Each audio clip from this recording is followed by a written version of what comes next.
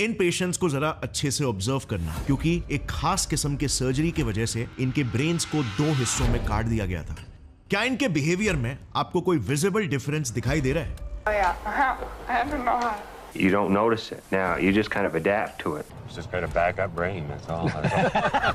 Well, Nobel prize winner Roger Sperry और उनके एक स्टूडेंट साइकोलॉजिस्ट माइकल गैज़नेगा इन्हीं स्प्लिट ब्रेन पेशेंट्स के साथ एक सीरीज ऑफ एक्सपेरिमेंट्स करने लगे, पता लगाने के लिए कि सर्जरी ने इन पेशेंट्स की थिंकिंग और बिहेवियर को किस तरह से चेंज किया और ये बदलाव इंसानी कॉन्शियसनेस के क्या राज खोल सकता है। वेल, पहली नजर में सर्जरी के तुरंत बाद तो ये लोग एकदम नॉर्मली चल फिर पा रहे थे और अपने डेली के कामों को भी बड़ी आसानी से कर पा रहे थे, पर फिर थोड़ा सा ही गौर करने पर कुछ अजीब लक्षण नजर आने लगे। जब भी इनको कुछ ऐसा काम करना होता, जब उन्हें कोई एक डिसीजन लेना होता, तो इनके साथ कुछ ऐसा होने लगता मानो एक हाथ कुछ करना चाह रहा हो तो दूसरा हाथ कंट्रोल से बाहर निकलकर उसे रोकने लगता है और अपनी चलाने लगता है। कभी तो उनका लेफ्ट हाथ उन्हीं के राइट हाथ में रखी चीज को उठाकर फेंक देता था। इवन जब उन्हें कोई तस्वीर दिखाई जाती तो या तो वो कहते कि मैंने कुछ नहीं देखा, या फिर जैसे इस एक्सपेरिमेंट में आप देख सकते हो जहां पर वो बोल रहे हैं कि उन्होंने स्क्रीन पर एक हैमर यानी कि हथौड़ा देखा, लेकिन जब वहीं एक पेपर पर उसे बनाने को कहा गया तो उन्होंने एक सॉ यानी कि आरी ड्रॉ कर लिया। What did you see? Hammer. Look, just close your eyes and draw with your left hand. Just let it go. That's nice. What's that? Saw. सो माजरा क्या है बॉस?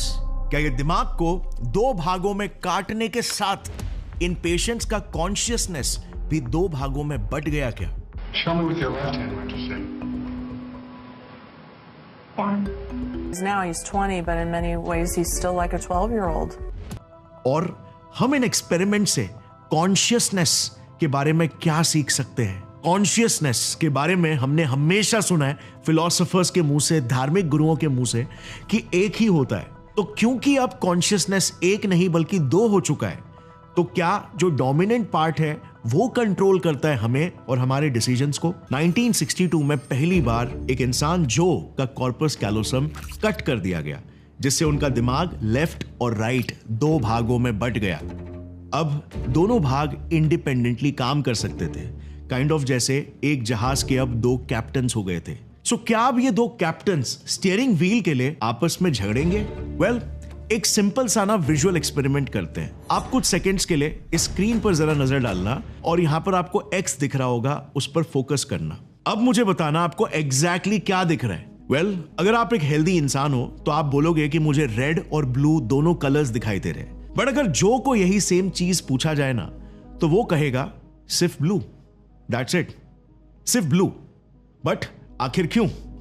वेल, कुछ और क्लिप्स देखना और पैटर्न्स को ऑब्जर्व करना। जो भी दृश्य राइट फील्ड ऑफ व्यू में है वो कॉर्पस कैलोसोटोमी वाले पेशेंट्स इजीली आइडेंटिफाई कर पा रहे हैं, बट जैसे ही उन्हें लेफ्ट साइड में क्या देखा वो पूछा जाता है तो वो चुप हो जाते हैं या कहते हैं कि उन्हें कुछ दिखाई नहीं दिया। So we can see here that when we flash a word or a picture, Joe is easily able to name it. See it? Close your eyes and let your left hand do a little work here.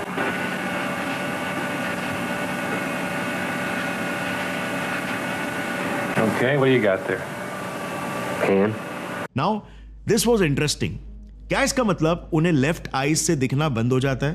क्या ये surgery का कोई छुपा हुआ side effect था? Well, चलो थोड़ा और डीप घुसते हैं। सो अब तक साइंटिस्टों को ना ये बात तो पता थी कि हमारा दिमाग कॉन्ट्रालैटरली काम करता है। ध्यान देना, कॉन्ट्रालैटरल मतलब ब्रेन का लेफ्ट हेमिस्फीयर हमारे राइट साइड की बॉडी को कंट्रोल करता है और राइट हेमिस्फीयर हमारे लेफ्ट साइड की बॉडी को कंट्रोल करता है। यानी कि अगर लेट्स से आप अपने राइट हैंड से फोन उठा रहे हो तो उसका सिग्नल आपके ब्रेन का लेफ्ट हेमिस्फीयर देता है। बट स्प्लिट ब्रेन पेशेंट्स के केस में तो ये इमेज कंबाइन करने का हाईवे ही कट ऑफ है, राइट?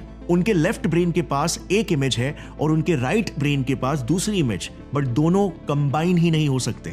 तो फिर यहां पर जो ने ऐसा क्यों बोला कि उसे कुछ नहीं दिखाई दिया, जबकि वही सेम चीज उसे जब लेफ्ट हैंड से ड्रॉ करने के लिए बोला गया तो उसने एक पैन ड्रॉ कर दिया। और ये दूसरा केस भी ले लो। यहां पर एक पेशेंट को सामने रखा गया और एक एक्सपेरिमेंटर ने उसे अपने दोनों हाथों पर अलग अलग फिंगर्स दिखाए, इसे देखकर पेशेंट ने भी अपने लेफ्ट और राइट हैंड्स पर एग्जैक्टली वही फिंगर्स दिखाए, यानी कि क्लियरली उनके दोनों ब्रेन्स तक इंफॉर्मेशन तो पहुंच रही है और दोनों हाथ उसके रिस्पॉन्स में रिएक्ट भी कर पा रहे हैं। तो इन एक्सपेरिमेंट से हमें एग्जैक्टली क्या पता चलता है? वेल, मतलब साफ है, जब भी किसी तरह बोलकर स्पीच से यानी कि वर्बली जवाब देना होता है तो राइट ब्रेन जिसे लेफ्ट साइड का व्यू दिखता है खामोश हो जाता है। इसका मतलब राइट ब्रेन खुद चीजों को ऑब्जर्व जरूर कर रहा है मगर उस चीज की गवाही नहीं दे सकता, उसे देखी गई चीज को वर्ड्स में बयां करने नहीं आता, यानी कि राइट ब्रेन गूंगा है। यह डिस्कवरी एक बड़ा माइलस्टोन था ब्रेन रिसर्च में, क्योंकि इसने यह प्रूव किया कि स्पीच सेंटर्स एक्सक्लूसिवली सिर्फ हमारे लेफ्ट ब्रेन में ही है, यानी कि हमारा पूरा ब्रेन इक्वल नहीं है, इक्वली डिस्ट्रीब्यूटेड नहीं है। ह्यूमन ब्रेन ने जनरलाइजेशन की जगह स्पेशलाइजेशन को चुना और इसीलिए हमारे दिमाग में स्पेशलाइज्ड रीजन्स मौजूद है, स्पेशल न्यूरॉन्स है जो कि इवॉल्व हुए स्पेसिफिक टास्क को परफॉर्म करने के लिए। ह्यूमन ब्रेन की इसी कैपेबिलिटी को साइंटिस्ट ने ब्रेन लैटरलाइजेशन नाम दिया। अब इस केस पर जरा नजर डालना। 2, 3, 4, 5, 7 boy to Gabriel. Just look at these patients. इन्हें सिंपली 1 to 10 काउंट करने में भी दिक्कत आ रही है। सही टाइम और सही सीक्वेंस में इन्हें वर्ड्स नहीं मिल रहे। ये एक्सपेरिमेंट 2010 में आइसलैंड के लैंडस्पिटाली यूनिवर्सिटी हॉस्पिटल में किया गया था, जहां पर 45 पेशेंट्स जिन्हें ब्रेन के लेफ्ट हेमिस्फीयर में स्ट्रोक आया था उन्हें लिया गया था। पता चला उन 45 पेशेंट्स में से 39 का लेफ्ट पेराइटल लोब डैमेज हो चुका था, जिस वजह से उन्हें किसी और द्वारा बोले गए स्पीच और डायलॉग को फिर से रिपीट करने में दिक्कत आ रही थी, रिप्लाई देने में भी प्रॉब्लम हो रहा था। इस ब्रेन कंडीशन को कॉमनली एफेशिया कहते हैं। इसी रिसर्च में फिर और खोदने पर यह पता चला कि स्पेसिफिकली इन 39 पेशेंट्स के पेराइटल लोब में एक स्पेशल एरिया है जिसे लेफ्ट आर्क्यूएट फैसिकुलस कहते हैं, वो सिवियरली डैमेज हो गया था। और क्योंकि ये लेफ्ट आर्क्यूएट फैसिकुलस एक स्पेशल न्यूरॉन्स का गुच्छा है जो ब्रोकास और वर्निकीज एरिया को कनेक्ट करता है, और इसीलिए जब भी ऐसे पेशेंट्स किसी भी तरह की स्पीच को सुनते हैं तो उनका वर्निकीज एरिया उन वर्ड्स को समझ तो जाता है, बट क्योंकि बात करना या खुद रिपीट करने के लिए वो इंफॉर्मेशन ब्रोकास एरिया तक पूरी तरीके से पहुंच नहीं पाती, इसीलिए वो सेम चीज का रिप्लाई देने में या वर्ड्स को एक मीनिंगफुल वे में फ्रेम नहीं कर पाते। बिकॉज़ अगेन ब्रोकास एरिया सिर्फ स्पीच यानी कि हमारी जुबान से शब्दों को निकालने में स्पेशलाइज्ड है, उन वर्ड्स का सेंस बनाना वर्निकीज एरिया का काम है। दिस अगेन प्रूव्स कि हमारे ब्रेन में छोटे छोटे हिस्से हैं, कंपार्टमेंट्स हैं जो अलग अलग चीजों में स्पेशलाइज्ड हैं। ऐसे ही लेफ्ट और राइट ब्रेन हेमिस्फीयर्स के अपने खुद के कुछ स्पेशलाइज्ड फंक्शंस हैं जो आप स्क्रीन पर देख सकते हो। लेफ्ट ब्रेन वर्बल है, ज्यादा रैशनल है, logical thinking, analytical thinking, mathematics, ये सारे फंक्शंस आपके लेफ्ट ब्रेन में प्रोसेस होते हैं। On the other side of the skull right brain ज्यादा इमोशनल है, आर्टिस्टिक है, इमेजिनेशन ड्रिवन है और फीलिंग्स और इमोशंस को भर देता है। इवन विजुअल और स्पेशियल स्किल्स राइट साइड में ही है।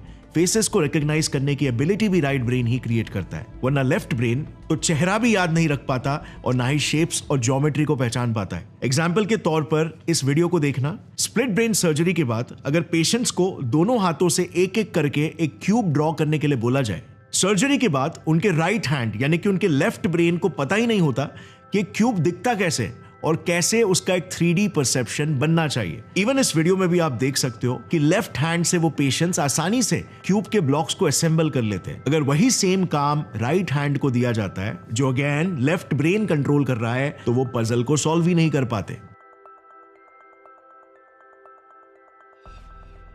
जबकि ऑपरेशन से पहले ये पेशेंट अपने दोनों हाथों से एक क्यूब को बना पाता था, और क्योंकि ये राइट हैंडेड था तो उसने परफेक्ट ड्राइंग तो अपने राइट हैंड से ही बनाई थी। अब ऐसा इसीलिए हो पाया क्योंकि ऑपरेशन से पहले उसका राइट ब्रेन कॉर्पस कैलोसम के थ्रू अपनी विजुअल एबिलिटीज को लेफ्ट ब्रेन के साथ शेयर कर पा रहा था। अब ऐसे ही हमारी लॉजिकल और एनालिटिकल थिंकिंग जो है वो ऑलमोस्ट लेफ्ट ब्रेन ही कैरी करता है, और इसीलिए सर्जरी के बाद भी जब ब्रेन दो हिस्सों में बंट जाता है फिर भी पेशेंट्स का IQ ड्रॉप नहीं होता। ये पेशेंट्स बिल्कुल नॉर्मली ही IQ के प्रॉब्लम्स को सॉल्व करके दिखा सकते हैं, और क्योंकि ये नॉर्मली बात भी कर पाते हैं इसीलिए कोई भी इन पर शक नहीं करता कि इन्हें कोई मेंटल एबनॉर्मलिटी है। ये नॉर्मली ही दिखाई देते हैं और महसूस होते हैं जब तक आप इनसे कुछ स्पेसिफिक एक्सपेरिमेंट्स ना कराओ, जैसे ये एक्सपेरिमेंट, जहां देखो क्या होता है अगर एक स्प्लिट ब्रेन पेशेंट को दोनों हाथ से एक साथ क्यूब पजल को सॉल्व करने दे दिया जाए। इनके दोनों हाथ आपस में ही लड़ने लगते हैं। ये कॉमन ट्रेंड था स्प्लिट ब्रेन पेशेंट्स में। अक्सर जब भी एक चॉइस होती है, जैसे कि कौन सी टी शर्ट पहनना है या कौन सा चॉकलेट खाना है, तो लेफ्ट हैंड स्पेसिफिकली झगड़ने लगता है और लिटरली दूसरे हाथ में से चीजों को फेंक देता है। सो अब आता है मेन क्वेश्चन कि ये बिहेवियर आखिर क्यों? वेल, कभी ऐसा आपके साथ भी हुआ होगा ना कि आप अपने दोस्तों के साथ मिलकर एक मूवी देख रहे हो और उसमें कोई इमोशनल सीन आता है। अब एक ही मूवी, एक ही screen, same colours, same sound quality, सारे सेंसरी इनपुट सेम होने के बाद भी अलग अलग लोगों का अलग अलग परसेप्शन और रिएक्शन होता है। अगर किसी का लेफ्ट ब्रेन डोमिनेंट है और सारे इनपुट्स और सेंसरी इंफॉर्मेशन लेफ्ट साइड से प्रोसेस हो रहे हैं, तो उसे लगेगा कि कितना अनरियलिस्टिक सीन है।